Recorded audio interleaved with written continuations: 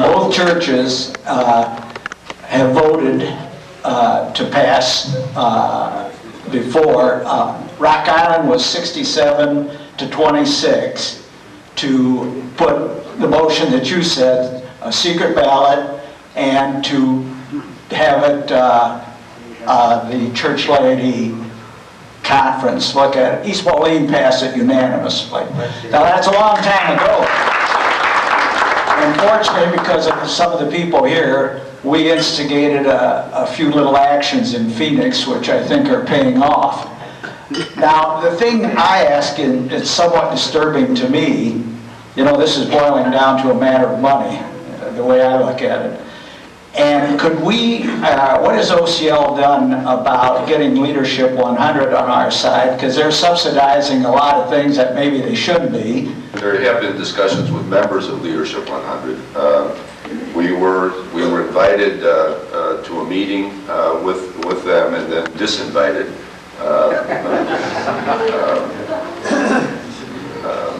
Father Karcazes is the executive director of Leadership 100. When he got wind, just recently he was replaced, but when he got wind that Leadership 100 wanted to meet with us, because there's many members of Leadership 100, in fact we have, I think, members that are plaintiffs.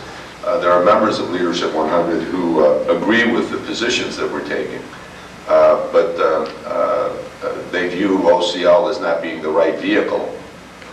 They think those minority, at this point, minority members of Leadership 100 think that Leadership 100 should be the vehicle to bring about order and compliance with the rules. Of course, our response is, please do it. I mean, we're not in this because we like to be. We'd like to go back to publishing our books and publishing our studies and everything else. It's kind of been imposed on us by the Patriarchate. I mean, these crises have not originated from the parishes. They've not originated from the clergy. They've originated from Constantinople and from our hierarchs who wanted to be metropolitans and whatever. But leadership so far, our contacts have been informal. We had a meeting in West Palm Beach at the same weekend that Leadership 100 was having their meeting in Palm Beach. And many members of Leadership came over just to see what was going on. And some of them gave us money, some have supported us. But the feeling is, I think, among the leadership of Leadership 100 is that they need to, that we're outside of the church. They bought into this idea that we're outside of the church, and that they're inside and they can make changes from the inside. We'll accept their contributions. You are right, it does come down to money. OCL never raised more money than it needed for 17 years, and it was very, very small budget.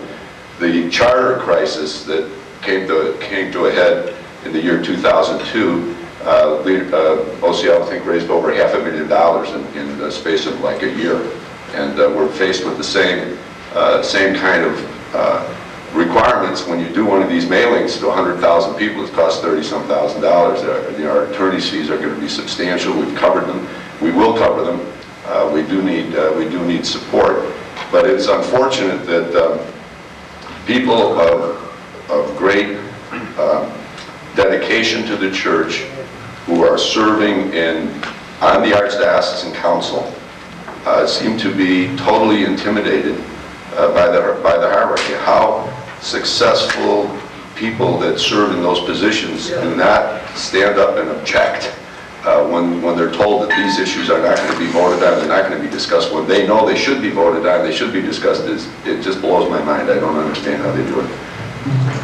What about HEP is a secular organization. There's people that have concerns at HEP. I can tell you that. Before I go to the lady here, we're going to have about 5 more minutes of questions. Then we're going to have a 15-minute break. I'd like to, speaking of mailings, I want to acknowledge the executive director of OCL. He's the person who does all the day-to-day work, and he's really extraordinarily dedicated, and without him we just couldn't do this ever. George Matsoukas.